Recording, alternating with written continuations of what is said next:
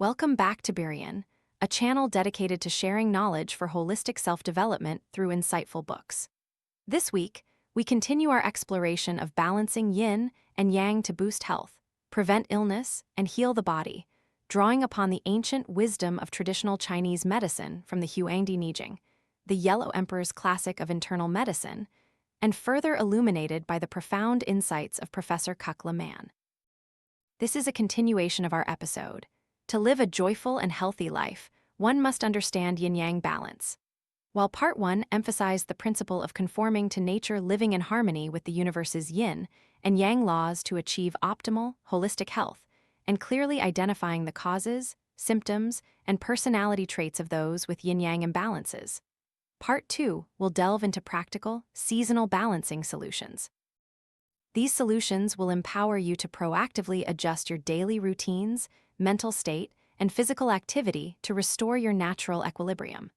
If you haven't seen Part 1, you can find the video via the link I've provided, or you can watch Part 2 first and then return to reflect on Part 1. Both parts complement each other, offering comprehensive perspectives on the journey of natural wellness. First, let's explore spring wellness. Although it's a medical text, the Huangdi Neijing begins with the laws of the four seasons: spring, summer, autumn, and winter. However, these are not merely four seasons, but rather 5 types of qi: birth, growth, flourishing, transformation, harvesting, gathering, and storage. This indeed forms the true axis of life's operation. This embodies a core belief that humans are an integral part of nature. Only by understanding nature can we truly grasp the laws of life. Spring, summer, autumn, and winter, each season is inseparable from the one before and after it. Spring is when all things awaken, heaven and earth give birth together, and all life blossoms vibrantly. Thus, it is known as the season of birth and development, sin fat. What does birth and development mean? It signifies bringing forth the vital essence, jing qi, stored during winter for use. For spring to flourish powerfully, winter must be a time of careful preservation and accumulation. If you're prone to illness or the flu in spring, it's often because you haven't properly stored your vital essence during winter. Likewise, if the spring qi is not nurtured correctly, illnesses will arise in summer. Therefore, wellness, duangxin, is not a temporary endeavor, but a continuous, profound preparation that demands cyclical self-discipline. First, let's explore the philosophy of spring wellness. In traditional Chinese medicine, spring is known as Xuan Tamangayat, the 3 months of spring, and is divided into 3 parts: early spring, mid-spring, and late spring. The philosophy of Xuan Tamangayat wellness is to give life without killing, to bestow without seizing, to reward without punishing. This is how humans should interact with the burgeoning life force, the source of life emerging in heaven, on earth, and within ourselves. Towards life itself, there are 3 benevolent intentions: to allow growth, to bestow, to praise and reward, and 3 malevolent intentions: to kill and punish, to seize, to suppress.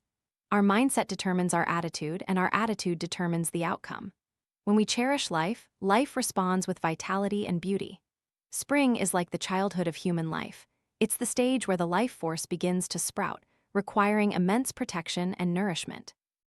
Treating the spring qi correctly means not harming this nascent, vulnerable life.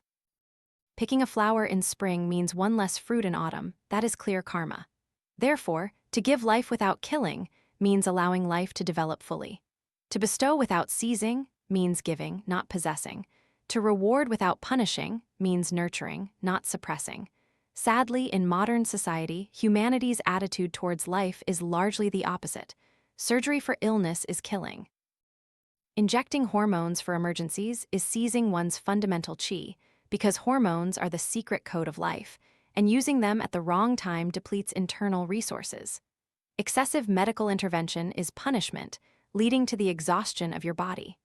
The consequence is that curing one ailment often leads to another manifesting elsewhere. It's like pressing down on a ladle and a funnel pops up. For example, taking blood pressure medication for a long time weakens the heart, leading to heart medication, and eventually, life itself is eroded to the point where it can no longer self-recover. This is a path contrary to wellness, when people choose forceful intervention and depletion instead of aligning with and nurturing nature. The principles of spring wellness apply not only to our bodies, but but also to how we interact with others. True love differs from infatuation. Infatuation often comes with possession, demanding, and trampling, which embodies killing, seizing, and punishing. In contrast, genuine love is about nurturing, cultivating, and praising, aligning with giving life, bestowing, and rewarding. Even maternal love, if lacking mindfulness, can easily fall into a possessive and controlling mindset, thereby harming both one's own life force and that of others. This is the core philosophy of spring wellness. So, what is the most crucial aspect of wellness? It is sleep. Deep sleep allows yang qi to enter yin. The ethereal soul, hun, residing in the liver, and the corporeal soul, po, in the lungs, can then connect. If they don't connect, sleep is often disturbed by dreams. In reality, good sleep isn't about duration, but about falling asleep quickly, lying down, and immediately drifting off. To sleep soundly through the night without dreams, waking up feeling reborn, as if a new life has begun. So, how should one sleep in spring? In spring, you should go to bed later and wake up early. Typically, people have dinner between 7:00 and 9:00 p.m. After eating, the body needs to regulate qi and blood for digestion. As qi and blood concentrate in the center of the body, one feels very sleepy. If you suffer from chronic insomnia, you might be able to fall asleep at this time. However, a common issue is that around 11:00 p.m., the gallbladder meridian, which connects to the ears, eyes, liver, and digestive organs, becomes dominant, causing you to wake up. From 11:00 p.m. to 1:00 a.m. is the hour of Zai. Yang qi begins to rise, and individuals with liver or gallbladder issues often wake up around this time, feeling hungry. Therefore, the ideal bedtime is around 10:30 p.m., definitely before 11:00 p.m. Yet in modern life, going to bed before 11:00 p.m. has become a luxury. Moreover, many even consider that sleeping early. Some bury themselves in endless work, using the late hours to finish tasks. Others lose themselves endlessly in social media, chasing news feeds and short videos, scrolling while telling themselves, just a little more. Some creative individuals only find inspiration after 11:00 p.m. Others, due to stress, toss and turn, dwelling on unfinished or unresolved matters. And even children are still doing homework at this hour. All these habits, regardless of the reason, are invisible threads silently draining our life force, especially in spring. In reality, it's not just a year that has distinct 4 seasons and clear yin and yang. A single day is just as clearly delineated. The hour of Zai, from 11:00 p.m. to 1:00 a.m., is when the gallbladder meridian predominates. For someone with a fever, if the illness is receding, the fever will subside during this hour. If not yet recovered, the body might even experience a higher fever. This is the body borrowing the strength of the gallbladder dam to expel pathogenic qi. Therefore, one should not rush to use fever-reducing medication at this time. From 1:00 a.m. to 3:00 a.m. is the hour of Chu, when the liver meridian takes charge. This meridian runs through organs such as the liver, eyes, uterus in women, and the musculoskeletal system. This is the crucial time for the body to activate the liver's core function. The liver stores blood. If your body shows signs such as blurred vision, dizziness, nosebleeds, brittle or dull fingernails, irregular menstruation, insomnia, or irritability, it indicates that this function is weakened.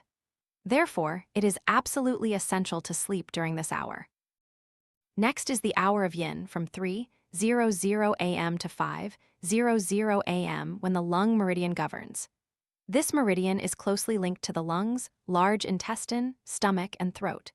If the lung meridian is not smooth, it can easily lead to constipation and affect respiration, causing chest pain, coughing, and hoarseness.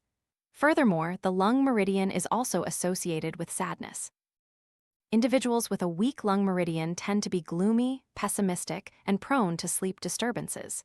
If one doesn't sleep during the hours of Zai and Chu, Yang is damaged. If one doesn't sleep during the hour of Yin, Yin is damaged. We must understand the lungs as a crucial minister of the entire body. During the hour of Yin, this minister begins to redistribute qi and blood throughout the entire body. Therefore, from 3:00 a.m. to 5:00 a.m. should be when people are in their deepest sleep, allowing qi and blood to be optimally distributed and nourished by this minister. Conversely, if any organ remains active, for example, if your eyes are still blurry, your liver hasn't rested, or your stomach is still working due to eating too late, that organ will demand more qi and blood allocation. Consequently, other organs will not receive sufficient distribution, leading to damage throughout the entire body. If someone drinks a lot of water before bed, they will likely wake up around 3:00 a.m. to urinate. This is actually a self-protective and self-preserving mechanism of the body. Therefore, first, do not try to hold your urine at this time. If it cannot be expelled, the lungs will have to expend extra vital energy to process that accumulated amount. Second, after urinating, return to bed and continue sleeping. The lungs will redistribute qi and blood. Even if you find it hard to fall back asleep, simply closing your eyes, relaxing your body, and focusing on your breath still has a restorative effect, helping the body regain balance. This is far better than picking up your phone to scroll for distraction, which will only further disturb your mind and body, depleting your qi and blood even more. Next, from 5:00 a.m. to 7:00 a.m. is the hour of Mao, when the large intestine meridian governs. This is the best time for elimination. Waking up at this time is natural, but if you experience diarrhea immediately upon waking, your body needs treatment. Moving on from individual sleep, let's discuss co-sleeping. In traditional wellness practices, a difference in potential, or energy dynamic, between two individuals is crucial for maintaining energy and mutual support. Just as a waterfall flows from high to low, creating a powerful force of potential difference, so too with humans. Only when there is a disparity in vital energy between two people can they truly support each other when needed. If two people share a bed for a prolonged period, their vital essences intertwine, boundaries blur, distinctions fade. When one person weakens, the other also finds it difficult to provide effective support. For this reason, ancient sages categorized couples into 3 levels. Lower-level scholars, married couples share a bed. Middle-level scholars sleep in separate rooms, and higher-level scholars even choose partners who do not stir intense emotions, thus avoiding the depletion of vital essence. This isn't an ancient viewpoint advocating for emotional detachment, but rather an emphasis on the crucial importance of preserving primordial qi, a core element in wellness. Let's look at marriage from the perspective of ancient society. It wasn't merely a union between two individuals for love, but also a civic duty. As a Roman scholar once said, "Though I know marriage brings troubles, for the sake of civic responsibility, I must marry within the Roman legal system." In Roman law, only citizens had the right to establish a family, and only children born of lawful marriage were considered national assets. Perhaps this historical view can offer relief to many with modern notions of marriage, often idealized with love, alleviating the burden of self-blame for cracks, arguments, and dissatisfactions in married life. We can simply understand that marriage is sometimes a part of our duty to society and our lineage. Marriage has never been easy, and perhaps it was never truly born to serve purely individual happiness. Therefore, natural wellness advises us to release expectations of our partners, cease blaming others, and stop clinging to an unchanging, enduring relationship. Simply live lightly and gently. Align with yin and yang, preserving primordial qi. When you flourish, all things around you will also shine brightly. Next, how should we exercise in spring? Spring is the season to loosen your hair, wear comfortable clothes, and walk broadly in the courtyard. Walking broadly in the courtyard signifies a leisurely, measured pace within a sufficiently limited space. Many believe that the more steps you take, the better. The farther you run, the healthier you become. Thus, they force themselves to reach milestones of 10,000 steps, 5 km, or 10 km daily. In reality, this rhythm can be destructive to the body. The human body from birth already faces enough issues, especially with its upright posture. While this is an evolutionary sign that helped us broaden our horizons and conquer the world, it is also a profound root cause of cardiovascular and cerebrovascular diseases. Especially as we age and vital blood, Sin-Hyat, declines, excessive walking can damage knees, ankles, and so forth, leading to degenerative joint diseases. Spring is when yang qi begins to develop and flourish. Gentle exercise is the way to align with heavenly timing to nourish the body. We should not turn exercise into a competition with ourselves. Wellness isn't about intensity, it's about a rhythm in harmony with nature. Instead of punishing your body, you can choose Qigong exercises like Ba Duan Jin, 8 brocades, Yi-Jin-Jing, muscle tendon changing classic, or standing meditation with slightly bent knees. These are calm, regulated exercises that harmonize qi and blood. Alternatively, engage in sports you enjoy at a moderate level. Wellness, in itself, is an art of living in harmony with nature, knowing sufficiency, knowing when to stop, and knowing how to preserve. Next is summer wellness. Summer is also known as Ha Tam and Gayat, the 3 months of summer. This is a period when all things flourish vigorously. Trees are lush, flowers bloom, and fruits ripen. If spring is when heaven and earth give birth together, summer is when the yang qi of heaven and the yin qi of earth intertwine. At this time, yang qi is at its peak, and yin begins to emerge. Especially during the summer solstice, the longest day of the year, usually around June 21st or 22nd, it marks the moment of single yin birth, En Hatam Sin, when yin begins to emerge, signaling the transition of yin and yang in nature. We must note that the summer solstice and winter solstice are the 2 most crucial seasonal nodes for wellness in a year. So what exactly is yin? Many simply understand yin and yang as what goes down or is dark is yin, and what goes up or is bright is yang. But these are merely images, not their true essence. There is no absolute upward or downward, no absolute light or darkness. Yin and yang are fundamentally 2 dynamic tendencies. Yin is contraction, gathering inward. Yang is dispersion, expanding outward. The summer solstice is the point where yang reaches its extreme and yin begins to emerge. It's when the power of contraction starts to sprout, even while the sun still blazes brilliantly. Before the summer solstice, all things stretch, bloom, and proliferate, a manifestation of yang qi reaching its peak. After the summer solstice, all things begin to retract and gather inward for nourishment, a sign of yin qi starting to emerge and gradually ascending. This is why it's said that all things flower to bear fruit. The flower is yang, the fruit is yin. Flowers bloom to bear fruit, just as dispersion ultimately leads to gathering. Within the peak of prosperity lies the seed of retraction. Within expansion, a new, more subdued cycle is already prepared. This is the operating principle of heaven and earth. When things flourish, they begin to decline. When full, they gradually empty. Those who live in harmony with this principle naturally achieve balance in body and mind, neither defying the seasons nor resisting the qi.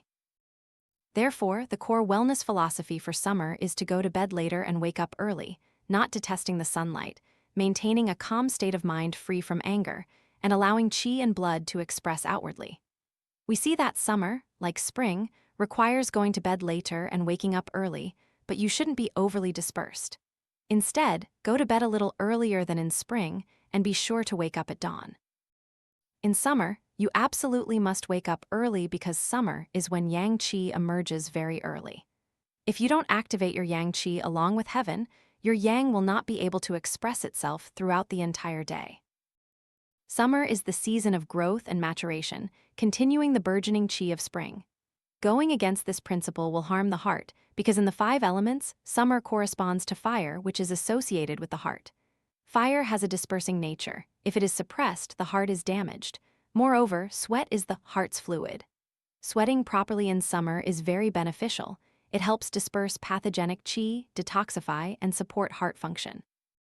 Therefore, in summer, one should not despise sunlight or avoid heat excessively.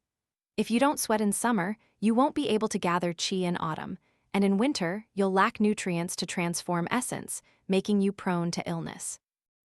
However, in modern times, air conditioning is often overused, and people cling to its comfort. If sweat cannot be released in summer, it's either because pores are blocked from excessive air conditioning use or due to weakened heart blood and qi. So, what is appropriate sweating? It should be a gentle perspiration over the entire body, from head to toe. If you only sweat on the upper body or just on the head, it indicates an imbalance or yang deficiency.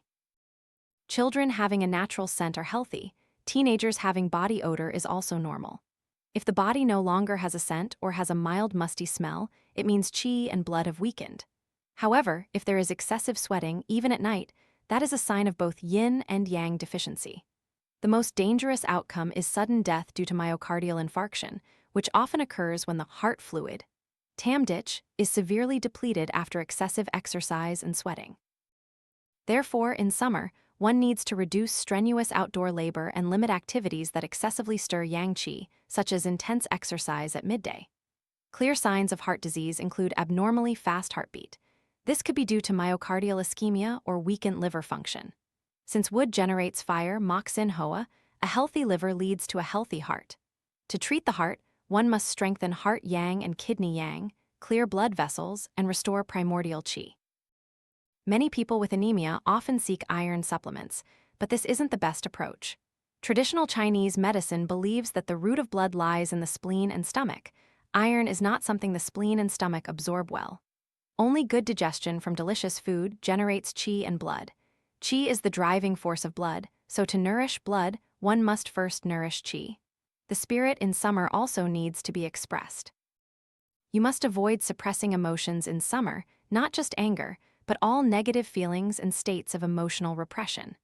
When the spirit is at ease, qi and blood flow smoothly, and the heart's harmony develops naturally, like flowers blooming vibrantly in a garden. The summer mood should be like that of someone in love, always eager to go out and meet others, joyful and full of vitality. Summer is the season of flourishing qi, when all things grow.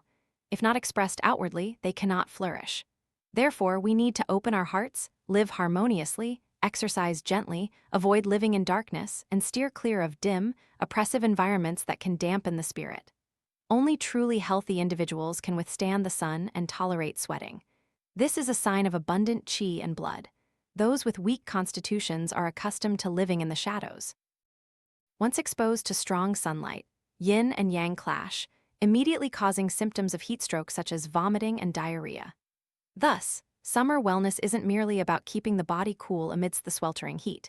It's about learning to live in harmony with the season's rhythm, aligning with heaven's will. It's about knowing when to disperse without being unrestrained, knowing when to gather at the right moment, and keeping the heart light and open so that yang qi can rise and yin qi can be nourished. Like a lotus blossom in a pond, it reaches high and blooms vibrantly thanks to the sun, yet retains its cool essence from within.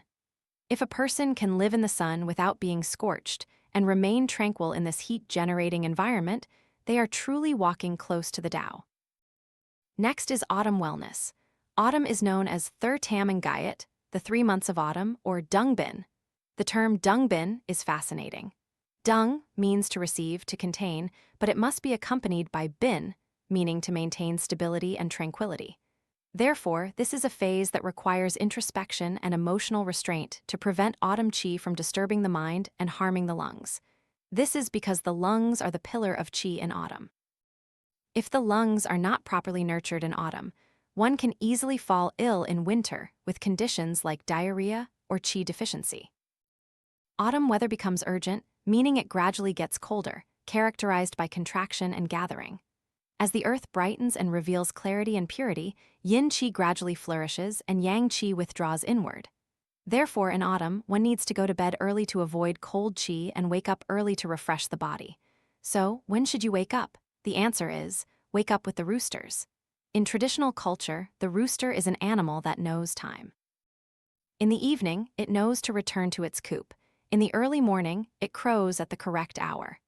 The rooster also symbolizes yin-yang balance, the harmony between the phoenix and the dragon, so using the rooster's crow as the benchmark for waking up aligns with the qi and timing of the season. As for early bedtime, you should go to bed at 10:00 p.m. But it's not just about sleep, it's also about emphasizing rest. True wellness begins with returning home when it's dark, having a leisurely dinner, reading, and doing things you enjoy to find peace of mind. If you come home late with your mind still on work, smelling of alcohol, and your spirit agitated, that is not wellness. We must remember that autumn is the season of Dungbin. Dung means having a place to return to, and bin is a place where the mind can be at peace. But a place to return to here isn't merely your physical house, it's the home within your soul.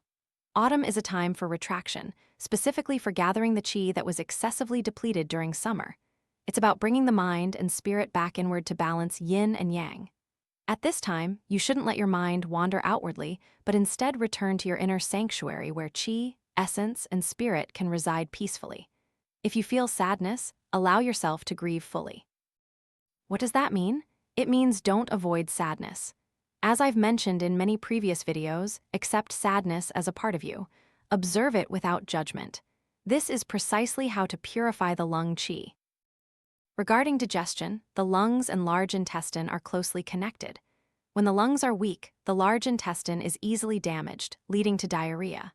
Furthermore, the lungs are the mother of the kidneys. When the kidneys are weak, both urination and defecation become disordered. A seemingly healthy person, if experiencing diarrhea for a few days, will immediately suffer qi depletion. Therefore, do not underestimate the importance of bowel movements. They are a vital sign. The stomach and large intestine are areas with the strongest yang qi. If you eat and don't eliminate immediately without diarrhea, it means your stomach is weak. This is because the small intestine cannot properly differentiate fluids from waste, resulting in the body not absorbing anything at all. Healthy stool is a sign of abundant qi. Loose, mushy stool with undigested food indicates qi deficiency. When raising children, we cannot solely focus on their studies. We must also pay attention to their daily bowel movements. Good bowel movements indicate good qi and a healthy body, which naturally leads to better learning. Have you ever seen a newborn stool? Thick, large, and firm. That is a sign of abundant primordial qi. For the elderly, conversely, prolonged diarrhea accompanied by night sweats is a sign of severe qi depletion. Regarding exercise in autumn, one should not engage in overly strenuous activities that cause profuse sweating. In this season, yang qi is retracting inward. If too much qi is dissipated outward, it will harm the lungs and deplete primordial qi. When yellow leaves begin to fall, no one can pull summer back. Similarly, when the past is gone, what needs to be done is not to regret, but to know how to let go, to retreat inward, to learn tranquility, and to learn to return. Let your heart be like an autumn forest, no longer bustling but calm and serene, no longer having scorching sunlight but a gentle golden glow that highlights each ripened hue. And in that profound tranquility, body, mind, and spirit are gathered into a warm flow of qi, ready to nourish for the coming winter, just as the ripeness of fruit prepares to store seeds for the next cycle of growth. Next is winter wellness. Winter, or Dongtam Gayat, the 3 months of winter, is also called the season of closure and storage. Bitang, meaning to retract and store within. What is stored? It is yang qi, a precious source of life that needs absolute protection. When yang qi retracts, we see water freeze, earth crack, and all things close up, hiding in stillness. If nature has receded, and humans still actively push against the current with fervent activity, aren't they defying the laws? For example, many people try to lose weight in winter, yet even animals accumulate fat to stay warm. Therefore, in this season, we must nourish qi and essence. We should not exhaust ourselves. The principle of wellness in this season is to go to bed early, wake up late, waiting for the sunlight to begin the new day. If you wake up too early and expose yourself to the cold, yang qi will disperse, damaging the root. Similarly, excessive bathing, vigorous massages, or excessive sexual activity all disturb yang qi. Spiritually, winter requires us to be hidden, as if keeping a secret. We should not be overly ostentatious or overtly expressive, but should retract like a wisp of smoke, present yet imperceptible. It should be like holding something deeply significant within your heart, like a woman in her first trimester of pregnancy, knowing the deep happiness within but unable to openly declare it. That joy is both sweet and reserved. Hidden but not lost, present but not flaunted. That is the state where both qi and spirit are preserved. Quiet ideas and aspirations should be stored, not forever put away, but awaiting spring to disperse and emerge like a seedling sprouting from fertile ground after sufficient rest. It can then rise, greener than ever. Therefore, in winter, let us live like the earth, still yet profound, like water silent yet powerful. In winter, we also need to avoid bitter cold and seek warmth. But warmth isn't merely about wearing many layers of clothes to make the body hot. The standard for keeping warm in winter is to prevent the skin from sweating. When the body sweats, yang qi is lost along with it. If in winter one bathes too frequently, uses cupping or gua sha excessively, or over-massages, all of these can easily lead to the escape of yang qi, damaging primordial qi. Many women often experience cold feet in this season. This is because the heart qi is insufficient to pump blood to the extremities. When heart qi is weak, the flow of qi and blood to the skin, face, top of the head, or reproductive organs is poor, leading to a cold body. To warm your hands and feet, the best method is to eat and sleep regularly, soak your feet, and perform simple exercises like rotating your wrists and ankles. Every evening before bed, lie on your bed and rotate your left foot 36 times clockwise and your right foot 36 times counterclockwise. Practicing this consistently for 100 days will yield noticeable results. This is a method of wellness that aligns with the qi of winter, helping to nourish and preserve vital essence. Conversely, if one does not close oneself off in winter, failing to properly nourish vital essence, it will harm the kidneys, leading to illnesses like colds and flu in spring and a depletion of vital energy. At this point, you might wonder why there has been no mention of diet. In the great discussion on regulating qi and spirit, Dai Luan Tu Kaidia then, it only discusses wellness through sleep, exercise, and mental regulation. For diet, we can refer to another book, Zhou Li Tian Guan, Rites of Zhou, Heavenly Officials. This book states that in spring, one should eat grains, in summer, soup, in autumn, fermented foods, and in winter, beverages. Spring is the time of growth, so one should eat various grains because grains are the seeds of life. Even old grains from the previous season still possess the potential for growth, unlike milk or processed foods which cannot sprout. Grains also nourish the spleen and stomach, making them very suitable for the elderly or those with weak digestive systems. In summer, the spleen and stomach can be easily damaged. We should consume easily digestible soups to keep the body cool while still providing sufficient nutrients. In autumn, food is abundant, but it can overload the digestive system. Therefore, eating fermented foods like soy sauce and pickled vegetables not only stimulates digestion, but also helps the spleen and stomach process food better. In winter, qi and blood retract inward. Thus, one needs to keep the body warm and promote circulation with a small amount of alcohol, but specifically alcohol made from grains. If consumed in moderation, it can clear meridians and dispel cold. Drinking alcohol is not for getting drunk, drowning sorrows, or self-indulgence. Merely warming the intestines is sufficient. Finally, the classic 5-element wellness principles will summarize and conclude today's sharing. I hope we can clearly grasp these 5 principles of wellness. First, in spring, one must nourish the spleen and stomach, because spring's wood element corresponds to the liver as the governing pillar. Wood, however, overcomes earth, which corresponds to the spleen and stomach. Therefore, it is absolutely essential to properly nourish your digestive system in spring. In summer, one must nourish the lungs, because summer's fire element corresponds to the heart as the governing organ. Fire overcomes metal, and the lungs belong to metal, so the lungs need protection in summer. Furthermore, in summer, the dispersing fire qi weakens the spleen and stomach, so one should especially avoid consuming cold foods and drinks.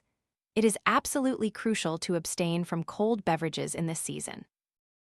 In autumn, one must nourish the liver, because autumn's metal element corresponds to the lungs as the governing organ.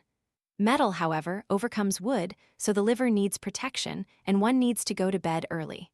Therefore, it is important to protect the liver and go to bed early. In winter, one must nourish the heart, because winter's water element corresponds to the kidneys as the governing organ. Water overcomes fire, which corresponds to the heart. Therefore, we must nourish the heart in winter and nourish the kidneys all year round, that is, preserve the root of life. This is the 5-element wellness principle. I hope today's sharing has sown a beneficial seed within you, offering some insights and providing you with further knowledge on your journey to heal your body and cultivate wellness. When we align with the seasons, preserve our vital essence, and live in harmony with yin and yang, our body will be at peace, our mind will be light, and life will flow naturally like a spring stream. Health is a state where we can maintain yin-yang balance, upholding harmony between heaven and earth and ourselves, between activity and stillness in every action and breath, and between intake and output in every meal. Each passing season is not merely a change in weather but a gentle reminder from nature. Slow down, listen to your body, exercise moderately, rest and sleep according to natural laws, keep your mind steady, and ensure qi and blood flow smoothly. When your body is at peace, qi is sufficient, your mind is tranquil, and you are in harmony with the Tao, your health will be enduring. And when your health is robust, your body will be a magnificent instrument, a gateway for you to step into an experience of vibrant creativity, prosperity, and the profound joy of life. Thank you for listening.